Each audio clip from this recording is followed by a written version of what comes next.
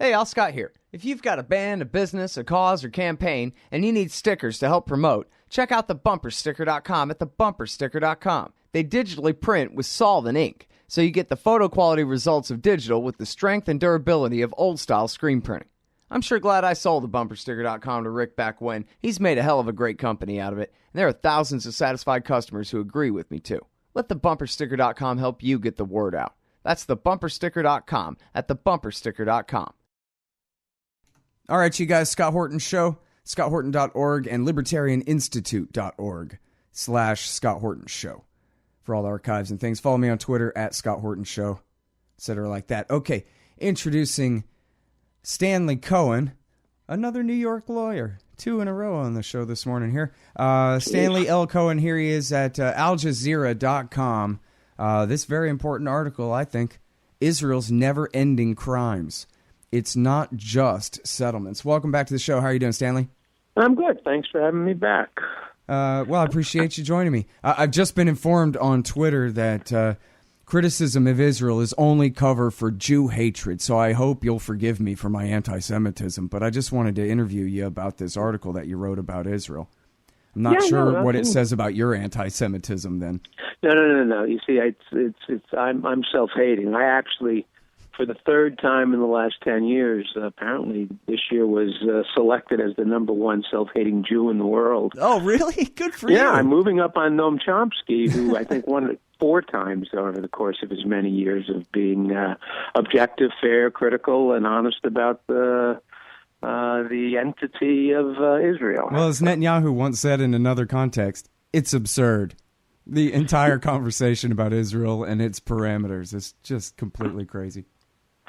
Well, I mean, you got to keep it in its proper context. I mean, it's interesting because I have a friend of mine who is a minister from Pennsylvania who recently asked me, if I could recommend any particular books on Palestine and on Israel and the whole struggle. And I sent him I just picked out a couple of authors, and he sent me a couple of messages, and he's just like completely blown away, outraged by what Israel's been able to get away with. And last night he sent me a message that simply said, "Let me ask you, in one sentence or less, how have they been able to get away with it?" And I used one word, and the word is proxy.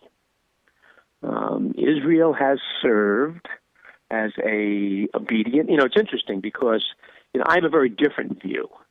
I don't look at there are folks out there that see Israel controlling the debate, the discussion, the world, the politics. I mean, look, clearly Israel has been very successful for 68 years in influencing and at sometimes controlling the dialogue and political growth and movement and direction. But it's not because they've got so much that people want, as much as there's one huge thing that Israel can deliver. And that's why they've been able to get away with what they've been able to get away with for 68 years. They are the proxy for the West. For 68 years, whenever the West has needed a bully boy to carry out its policies, to influence in the region, to flex its muscles, to sell the Western view of the universe, to be its boots on the ground, it's been Israel. And as long as they have served as willing proxies, the West has largely blinked and allowed them to steal as much as they want, to inflict as much pain as they want, to get away with literally murder for 68 years. And that's the gist of the article. It's really not about settlements. I mean, the settlements have popped up since the late 60s, the early 70s, realistically, after the West Bank and Gaza was seized in 67. And long before the settlements, Israel has been carrying out a systematic policy of genocide, which is nothing short of, a plan to ethnically cleanse the entire region, as from the river to the sea, and to relegate Palestine to a footnote in history. All right, now, before we get into that, because that sure is a big word, and that's why I brought you on, is to talk about that accusation of genocide there. But I should have stopped you about 30 seconds earlier, because I wanted to go back to the question of Israel's role in American foreign policy there. Sure. Because I guess I couldn't dispute that a lot of people see it the same way you do. I mean, factually, not necessarily their opinion on it. They're kind of for it, as you say, and think of Israel as, they say, the unsinkable aircraft carrier and that kind of thing. But it seems like our two biggest wars over there, they had to beg Israel to stay out of the first one, the first Gulf War. And the second one, they had to pretend that Israel had nothing to do with the second invasion of Iraq, even though it was all Ariel Sharon's men in America who were pushing it harder than anybody else. And really Netanyahu's friends in America pushing it more than anybody else. And they had to stay out of that. And then so, I can think of the Israelis getting Americans into trouble, but like in Beirut. But I can't really think of, I guess, maybe the Israelis providing aid and comfort to al-Nusra fighters in Syria. I could see that as doing a favor for Barack Obama. But do you have any other real examples of Israel being a benefit, never mind the American people, but to the American empire and its interests over there? Well, look. If you're looking for front page news stories of Israel, serving the Western imperial design, you're not going to see it. What Israel's done for all these years behind the scenes is it is propped up governments, supported governments that have been friendly to the United States. It's carried out assassinations. It's been involved in the overthrow of governments. The invasion of Lebanon was not by accident, and it wasn't limited, obviously, solely with regard to going after Yasser Arafat or Abu Ammar. It has, received, 200, 300 billion. I've lost count of the money over the years as, quote, the only democracy in the region. And if nothing else, it has always, for administration after administration after administration, when it's talked about its support for, quote, democracy and liberty and justice and freedom, when it has become involved and insinuated itself in regional politics in Arab states, it's pointed to Israel as being the perfect example. Those of us who aren't blind, those of us who think, those of us who smell and taste and see know it's nonsense. But it's been an interesting relationship, and yes, we have empowered them to the degree that there have been at least one, if not two, perhaps more occasions where they've gone marching off in their own direction because they viewed it as in their own interest when it clashed with the West. In fact, it's interesting. I was talking to someone recently. The only example I know of the U.S. really literally reining Israel in was, you mentioned the first Gulf War. I have a friend of mine who was close to the State Department during the first George Bush administration, and he likes to tell a story, and I've heard it from a couple of people, about when the first Gulf War is getting ready to get underway, and it's obvious that there's going to be some degree of retaliation by Iraq, missiles, perhaps rockets, whatever, into Israel, and Baker goes to visit Sharon or whoever it was at that point, I'm not quite sure, and says, look, we've got this coalition of Arab states that are involved, and we don't want you to fuck it up. And if the rockets come in, you're going to have to suck it up and leave it alone and walk away. And the Israeli prime minister says, no, we can't do that. I mean, obviously, if we are attacked, we have to defend ourselves. Much to his credit, Baker got up, said thank you, shook the prime minister's hand, started to walk out the door, turned around, took out a blank check, ripped it up, threw it on the ground, and said, let us know when you want to start getting money again, and goodbye. And lo and behold, Israel was reined in during the first Gulf War. The second Gulf War, on the other hand, you're absolutely right, was the neocons, which were influenced largely by AIPAC and Zionists in America, went after Saddam with anger and with vicious retaliation, primarily because he was giving $25,000 for every family of every martyrdom operation that was going on in Palestine. And that drove them nuts. There were public displays when there was a martyrdom operation, what the West some call suicide operations. Saddam would turn around and give the family $25,000 in a very public display of support for Palestinian resistance. It drove Israel nuts. It drove the neocons nuts. It drove the Zionists nuts, and they pushed and they pushed and they pushed. And when 9/11, and I don't want to get into a discussion about 9/11, who, what, when, or where, when it popped up, it became a very convenient opportunity for them to say, see, we need a regime change. But I still think, by and large, that in a host of ways, and not necessarily public, Israel has very much served as a proxy for Western design for decades, just decades.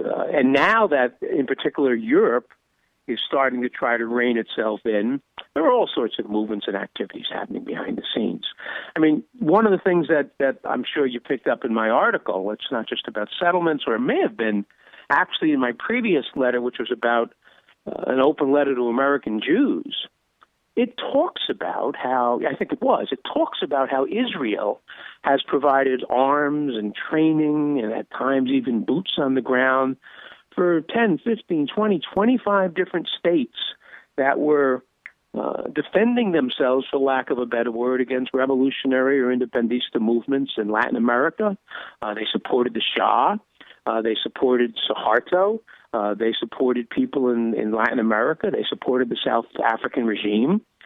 So Israel has served as a proxy, not necessarily even just in the Middle East for the West, but throughout the world. So they've demanded pay, and that pay has been basically a free pass, a lack of accountability when it comes to 68 years of what I consider, under international law, is ethnic cleansing for sure, which is one of the signposts of genocide. Right. Okay. Yeah. So now let's talk about that, because when the Nakba happened, I don't know how many people were killed. Usually, I hear that 750,000 people were driven from their homes, and clearly the Palestinian people have suffered endless oppressions of every description since then. But, for example, you bring up the Hutus and the Tutsis and the war in Rwanda in 1994, the genocide in Rwanda in 1994. I think people look at something like that, or something like the Holocaust in Europe in World War II, and they say that whatever's happened to the Palestinians, it's maybe as bad as it could be just this side of genocide. But how do you call that genocide? Well, I apply look, I'm an attorney. I am trained to apply, to interpret international law. We have grown, unfortunately, accustomed to these mountains of bodies. We've grown accustomed to explosive acts of genocide where hundreds of thousands, millions of people are killed in a year, 2, 3 years. You know, in the case of Stalin, when you support him or not, over the course of 30 years. In the case of Rwanda, a year. In the case of the Holocaust, whether it was 4 years, 8 years, or 10 years, it doesn't matter. When you talk about Pol Pot, it was a certain period of time. But under international law, genocide does not require a body count. And there are slow burn genocides. Talk to the Armenians about genocide. Genocide under international law is targeting a particular group as a result of their religion, their ethnicity, their culture, their tradition, inflicting by design pain. And that can be weapons, that can be denying them medication, that can be denying them the right to education and to travel and the right to infrastructure.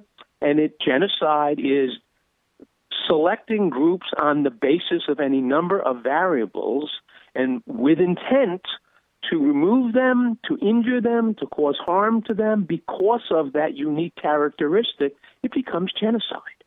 Now, am I going to suggest that Israel has killed millions of Palestinians? Of course not. But when you take a look at the Nakba, which displaced 700,000 Palestinians, when you take a look at the mass theft of 90% of the West Bank, when you take a look at, and it ranges from 100,000 who lost their lives in the Nakba all the way up to 400,000 who have lost their lives over the course of 68 years. Certainly it's upwards of 1 million of people, Palestinians, who have lost their lives, who have been injured, who have lost their homes, who have been attacked and displaced on the basis of ethnicity, religion, heritage, culture, and tradition. That's genocide. Now, someone said to me, well, it may be ethnic cleansing, but how does it amount to genocide? Well, ethnic cleansing is one of the signposts of genocide. We are blown away by the sudden, explosive, the Yugoslavia and Rwanda, as we talked about, and Cambodia. But it doesn't require a certain number of people to lose their lives. It doesn't require a certain period of time within which to carry out a vicious attack on the basis of ethnicity, religion, tradition, culture, or unique signposts.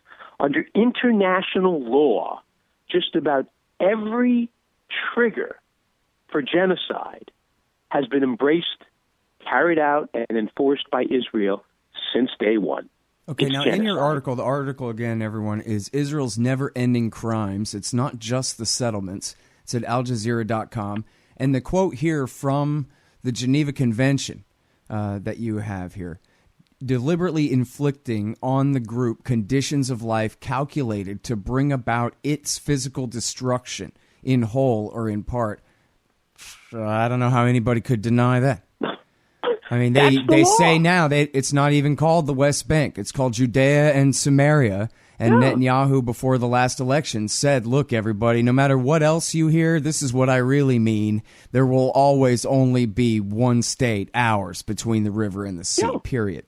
No. I mean, look, it is,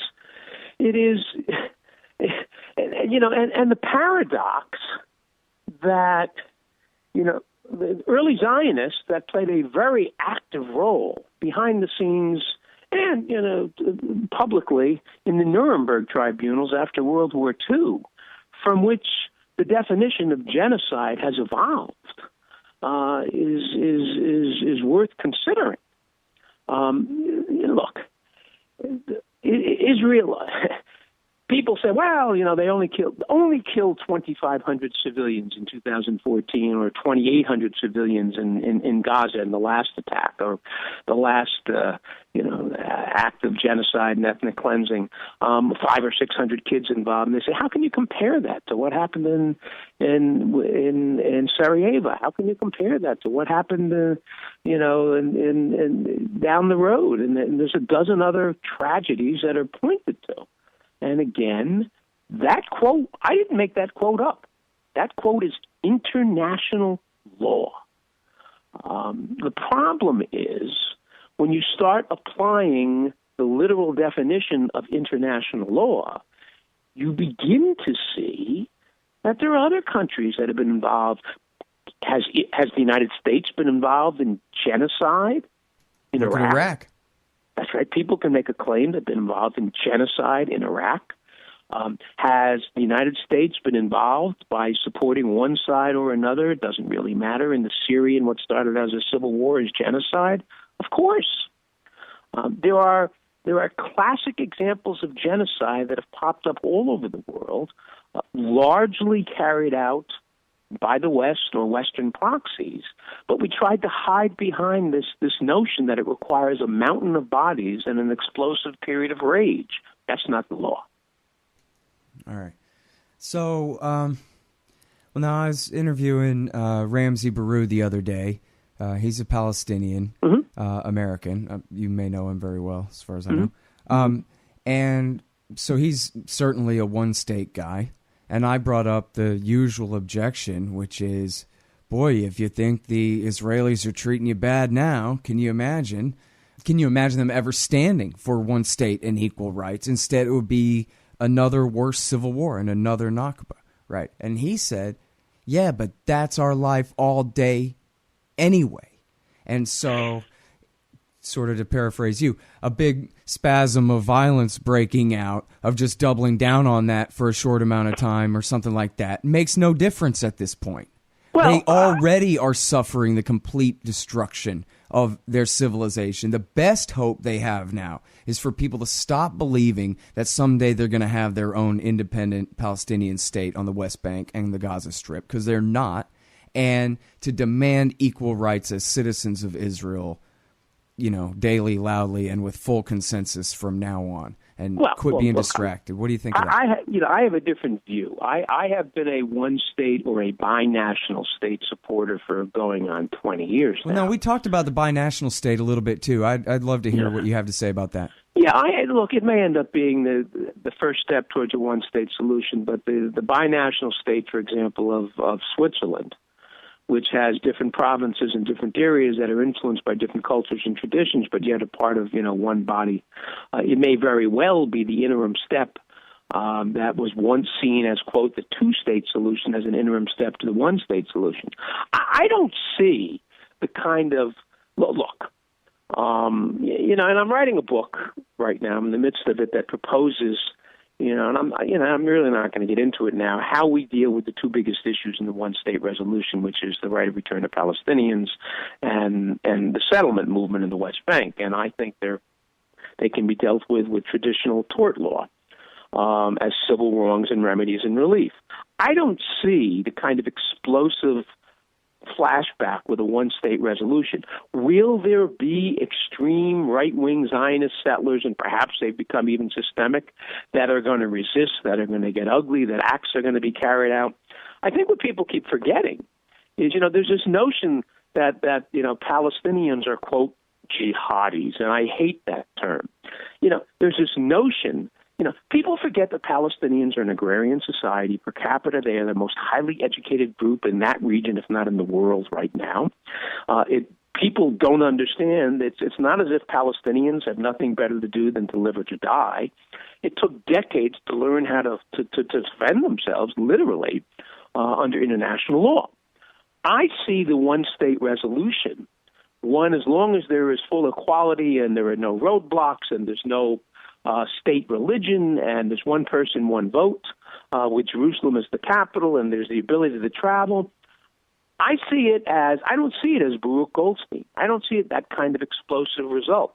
My view is, as more and more Palestinians and Israelis, particularly young ones, and both societies have lots of young women and men that are coming to power, as they get to reunite with one another, and I'm not talking about normalization in the absence of equality, as businesses transcend borders, as relationships develop, as marriage happens, as families develop, I see a very different resolution happening. I think both sides. Look, I am not going to begin to compare the daily pain and suffering, the anguish, the death, the destruction, the genocide that Palestinians are going through with the problems of gout. It's the major problem that most settlers have. But increasing numbers of Israelis are coming to grips with two factors. Number one, it is very much Sparta. Sparta died, and Israel is going to die. Now, I don't care whether it's called Israel, Palestine, or Detroit. There will be a one-state resolution. Sparta cannot continue. It creates a state of siege and a mentality that divides families. It causes internal hatred and disputes and explosiveness. The other problem that Israel is going to have to come to grips with is, there are more Jews in the United States than there are in Israel. And increasingly, American Jews are walking away from this myopic support of Israel. And Israelis understand that. The endless blind support by American Jews is changing. Now, is it going to happen overnight? No, but we are seeing increasing breaks in the community here and less support. So I don't view the one-state resolution or the binational state resolution as being the sort of explosive civil war that most people fear or talk about. One of the issues that's not discussed is Israel's concerned about what's called the demographic ticking time bomb, which is actually changing now. There was a point where Palestinian families were coming in at 6 or 7 or perhaps 8 children per family unit, and Israelis at 1 or 2. Palestinian statistics are dropping lower now, and Israelis are dropping higher. I suspect that the one-state resolution or the binational state will essentially end up being basically very close in population, even with the right of return. I think, and I am comfortable with the notion that there is enough overlap in tradition and culture and history between groups that difficult decisions are going to have to be made to find a way to break bread. Yeah. Maybe it's Truth and Reconciliation Commissions. They worked in South Africa. And keep in mind, people keep talking about the failed experiment that is South Africa. Well, number one, South Africa's revolution is only 25 years of age.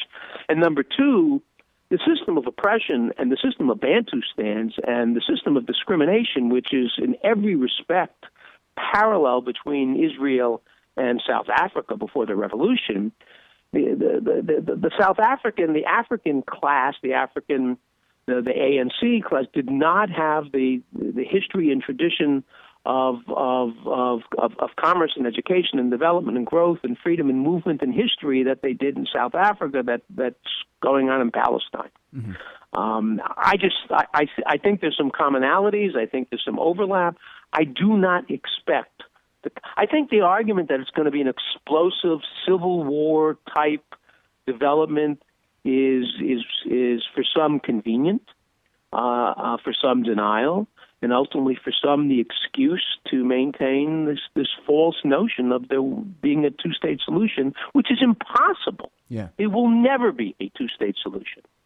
Hey, Al, Scott Horton here to tell you about this great new book by Michael Swanson, The War State. In The War State, Swanson examines how Presidents Truman, Eisenhower, and Kennedy both expanded and fought to limit the rise of the new national security state after World War II. If this nation is ever to live up to its creed of liberty and prosperity for everyone, we are going to have to abolish the empire.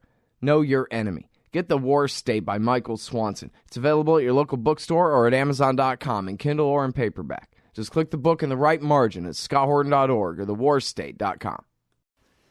Well, I guess, for me, it was, on one hand, it's kind of just a devil's advocate position in the first place compared to what I think is right.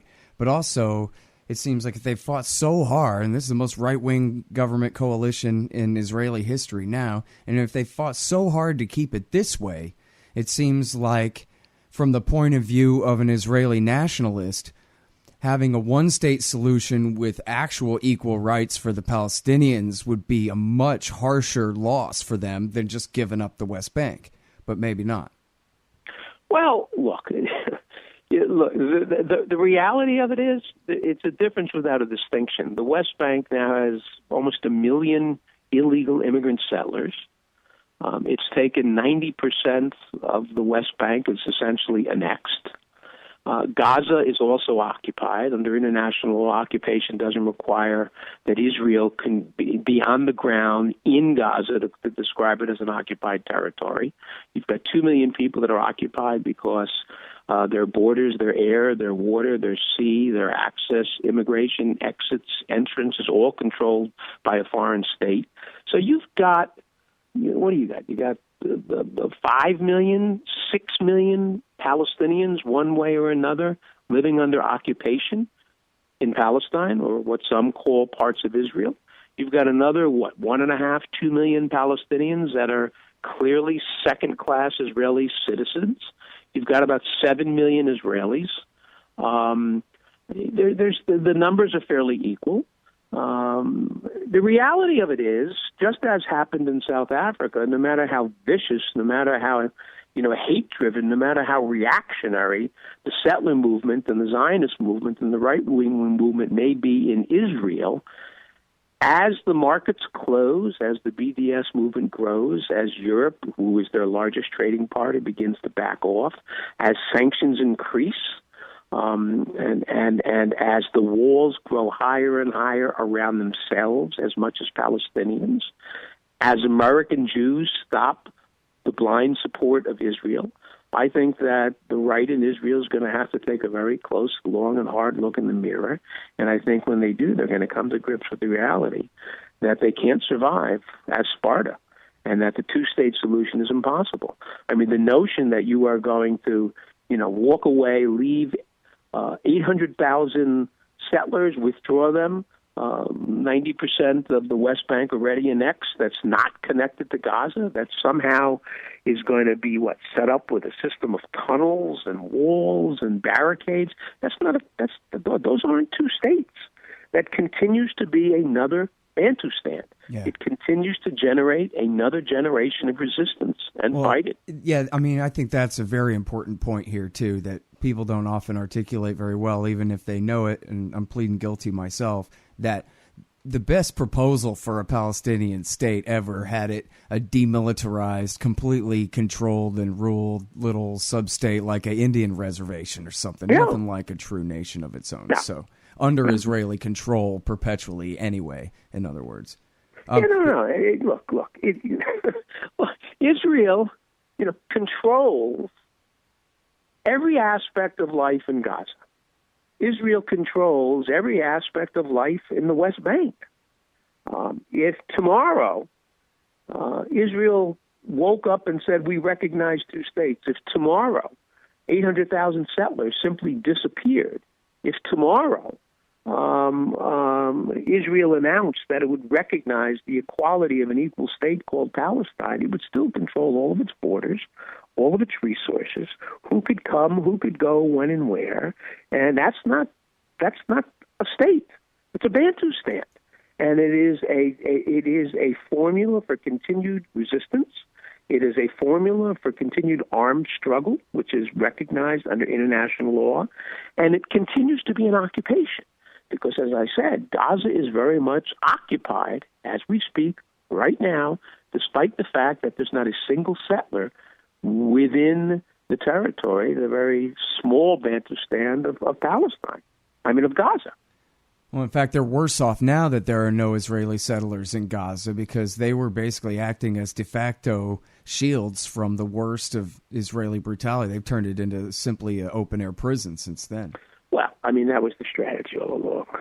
I haven't been able. I no longer get to go to Palestine, but I've been going to Palestine long enough that I remember the drive into Gaza. And once you crossed from Erez into Gaza, you would go down certain roads and you would come across in the midst of Gaza Israeli tanks and barricades and barbed wire that were protecting settlements there. As I said, I've spent 40 years of my life, more than 40 years of my life, pursuing resolutions of these types of crises based upon and driven by principle. I'd like to think, and in pursuit of justice and humanity. But the reality of it is, at the end of the day, there are the two major blocking points besides the arrogance and ignorance and Islamophobia of the Zionist movement happen to be 7 million, quote unquote, 7 million Palestinians that are living in the diaspora outside of Palestine, outside of quote unquote Israel, and 1 million settlers that are living in the West Bank. Those are the two issues. Everything else is relatively easy to deal with. And the reality of it is those two issues are not, in the long run, terribly difficult to approach if you take a different view towards them. Yeah. One thing that I thought was a very important point that Ramzi Baroud made yesterday was that, hey, look, 60% of Israeli Jews are Arabs, or at least, are from North Africa, I don't know if that means they're Berbers or what, but, I guess Americans, usually we think of Israel as full of all white, English-speaking Ashkenazi Jews from Europe, but in fact, if you just, as you say, look at it from a different point of view for a minute, here are a bunch of Arab, Muslims, Christians, and Jews living in this land together with, yes, some European Jews too. And why, again, shouldn't they just have one man, one vote and equal rights in a equal state? I'm a libertarian. I prefer a no-state solution, but I don't think anybody's negotiating that angle. But, well, look, you've got, and he's absolutely right. You have to factor in what are called Sabras that we're now at a point where I don't know how many Sabras are native-born Israelis. I don't call Jews Israelis. There are now. We're past the point of settlers that came in the 60s and 70s and 80s and married and started families, and we're now at a point with their grandparents.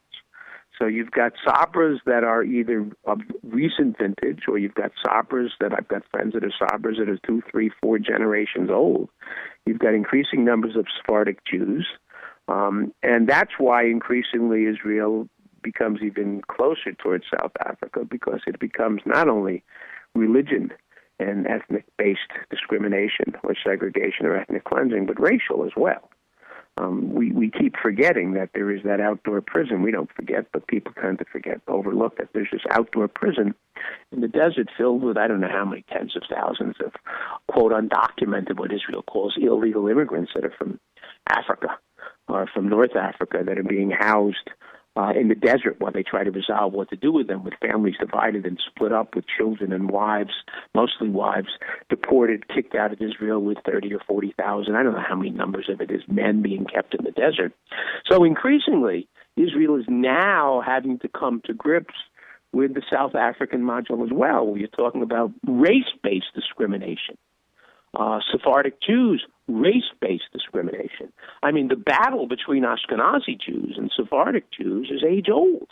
You know, the Ashkenazis have a very different view of Judaism than Sephardic Jews do. They have a very different view of culture and tradition. You also have a growing number, let's not forget, of Satmar Jews, or the ultra-Orthodox or Hasidic Jews, that are opposed to the state of Israel. You know, it's something that most people don't understand is, contrary to common belief, the more religious the Jew, the less they support Israel. It's the secular Jew and the Zionist, which was a movement started out by basically atheists or agnostics, that are the most supportive of the Israeli state. They call it a Jewish state, but they could care less. It's about land, it's about power, it's about resources, it's about political might, it's about control. The most religious Jews, namely, for example, the Satmars, which is the group that the Tariqat that comes from, who are the most opposed to Israel, fight against the Israeli government. Now, they're divided. There's a chunk of them that refuses to go to the state of Israel at all. And there's a chunk of them that live in Israel and refuse to recognize the state, although they live there. Now, the claim is reduced to, they just don't want to serve in the Israeli military. That's bullshit. That's just a convenient way to try to rationalize, 500,000 or 1 million Orthodox or Hasidic Jews that are living in Israel but don't recognize the Israeli state as a legitimate entity. So Israel has to deal with a cross-section of developing problems of its own creation that cannot be resolved militarily. Okay, but here's the thing. So let's talk about the ruling coalition for just a minute then, because, I mean, everything that you say sure sounds right to me, and especially including the economic pressures and the international pressures and all of that. But it seems like the political response inside Israel, and this is, the economics of politics there and the way it all shakes out, is that they just keep getting pushed further and further into a corner rather than, recognizing all of these, pretty obvious truths that you keep citing as to why they ought to get their act together. Well, look, there's a common strain among every fascist regime that has collapsed in history, especially in contemporary history. You take a look at Latin America. Take a look at the dozen nations that collapsed, that were controlled by the far right, even some that have now returned to the far right. Toward the end, they become more vicious. Toward the end, the siege mentality expands. Toward the end, they continue to embrace more and more exploitation and control. But they all collapse sooner or later because they're based upon an economy of death and destruction, of siege that they can't support.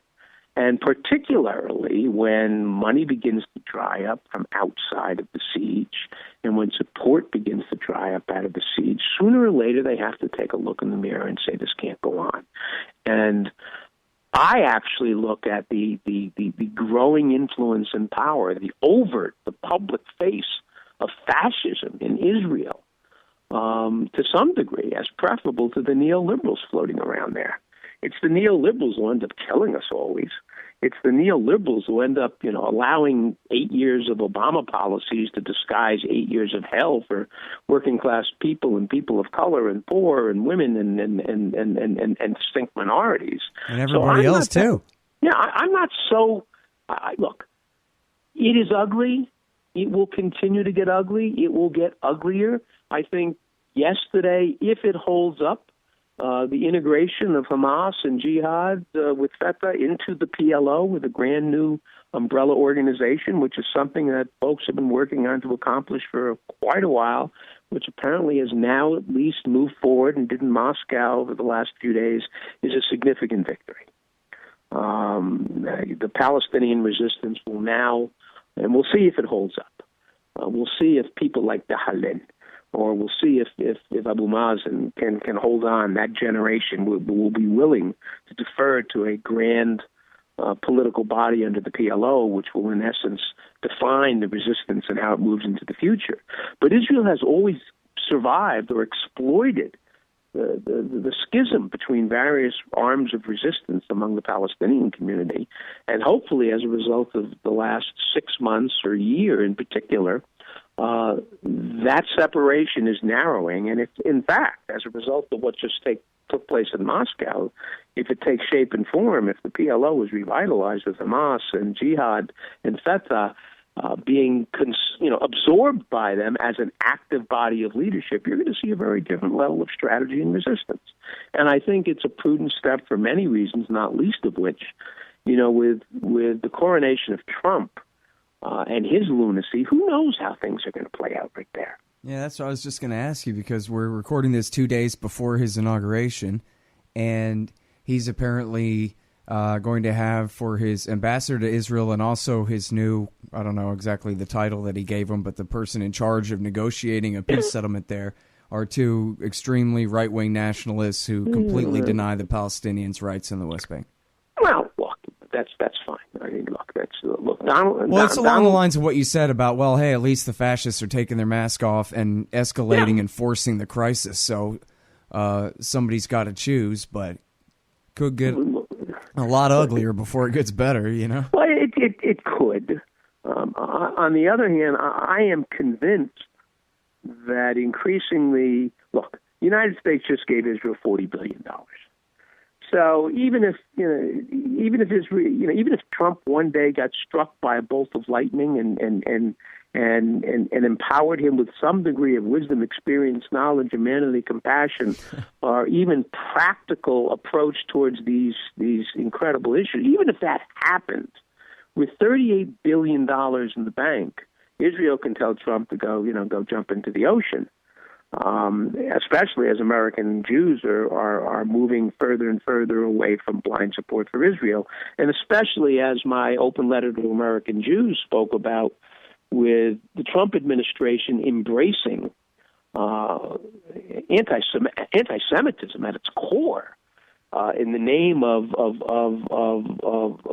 support, of Israel through the Trump administration. So the notion that, and this is becoming problematic for more and more Jews, where he's surrounding himself with people that overtly hate Jews, but yet pull it off because they support Israel and because they are part of the, quote, alt-right. Increasingly, Europe is playing a more active role. The ticking time bomb in the Mediterranean, and people forget that, Gaza is the Mediterranean, and Israel is in that area, is this tremendous flush of natural resources, which Israel is trying to steal. The developing role of Russia and China in the region is changing the formula at this moment. I suspect that increasingly Europe is going to begin to impose what may start out as very light, but I suspect could end up as significant sanctions against the Zionist government. Again, people are pessimistic. I have actually been among I was speaking to a very dear friend of mine in Gaza the other day, who's a member of the Hamas Shura Council, and an academic, serious guy, a client of mine, someone I've known for 20 years, who's been living again in Gaza. He lived in the United States for 14, 15 years, and living in Gaza for about a solid decade now. And on some level, he's optimistic, and on some level, serious people that have been involved in the resistance for years are optimistic. While those outside of the resistance may be throwing their arms up and saying this is not going to end, and in fact it's taking a backseat to so many other issues in the region, I disagree. I think there's some movement. I think there's some growth. I think the BDS movement has been successful. I think the role of Europe has been successful. I think the recent act in the United Nations was somewhat helpful. I think populations and demographic changes are going to be important. We'll see what happens in Syria. I think ultimately what the West has to come to grips with, until there is a just and an equal resolution of the Palestinian diaspora, there will be no peace in the Middle East. And people have to make a decision. You've got, 2 billion Muslims in this world that do not forget about what's going on in Palestine. It is an oozing wound that has offended billions of, certainly 1.5 billion Muslims for decades. It is increasingly offending Western activists that are not Muslims, Jews and Christians, movements. I'm optimistic. I suspect that it's more likely to end up as a first step as a binational state, as a precursor ultimately to a one-state resolution. I hate to be simplistic, but I jokingly said to a reporter from Dubai a couple of months ago, and some people actually got offended. I said, the two things that are going to bring people together in Palestine and Israel, for lack of a better word, is doing business together and making love together. I mean, there are lots of young women and men. What's offensive about that? Freedom? Yeah, well, the whole notion that sex would play an essential role for the resolution of, absolutely, it always has been. Call it marriage, Call it love. Well, the funny thing is, it's not by accident that Israel has recently banned a series of books that highlighted intimate relationships, both in marriage and outside of marriage, between, quote, Palestinians and Israelis, Muslims and Jews. Yeah. Well, and the business part is very important too. Sure. This is a I do not. I'm not about normalization. I fight it every step of the way. Normalization is not a perk to produce a benefit or a result. Normalization comes with justice and freedom and equality. But I am convinced that normalization is within reach once there is equality and justice and respect. I am convinced that, we keep breaking down into, Israelis and Palestinians. And let's just say I'm convinced the women and men of that shared state, that shared land, that shared tradition, even though that blinks the reality that in the early 30s there were probably no more than 3 or 4 or 5% of Palestine that had Jews, and they were largely Sephardic Jews, and certainly not much more land ownership. So I don't want to fall into that trap of describing, that region as a region where there's been a commonality or an equality of land ownership or numbers. We saw the tremendous increase in population and the theft of land because of the Balfour Declaration, because of what the British allowed, and because of what happened in 1948 with the United Nations. All right. Well, listen, I really appreciate you coming on the show, Stanley, and I appreciate your point of view. It's more optimistic than I've heard in a while on this. That's for sure. And you make a good case for it, too. And you also make a compelling case about international war crimes here as well. The article is Israel's Never-Ending Crimes. It's not just settlements at aljazeera.com. Stanley L. Cohen, a lawyer and human rights activist in New York. Thanks a lot. Thanks for inviting me. It's always been a pleasure. Really appreciate it. Take care. Bye-bye. All right, y'all, that's the Scott Horton Show. Check out all the archives at scotthorton.org, 4,000-something interviews going back to 2003. And check out all the rest of everything else going on at libertarianinstitute.org/Scott Horton Show. And follow me on Twitter if you want, at Scott Horton Show as well. Thanks.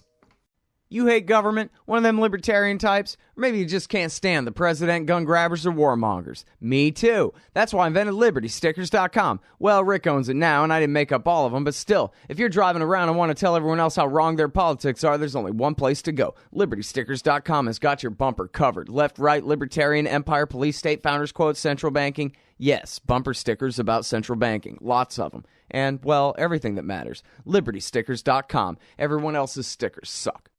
Hey, all, Scott Horton here. It's always safe to say that one should keep at least some of your savings in precious metals as a hedge against inflation. And if this economy ever does heat back up and the banks start expanding credit, rising prices could make metals a very profitable bet. Since 1977, Robertson Roberts Brokerage Inc. has been helping people buy and sell gold, silver, platinum, and palladium, and they do it well. They're fast, reliable, and trusted for more than 35 years. And they take Bitcoin. Call Robertson Roberts at 1-800-874-9760 or stop by rrbi.co.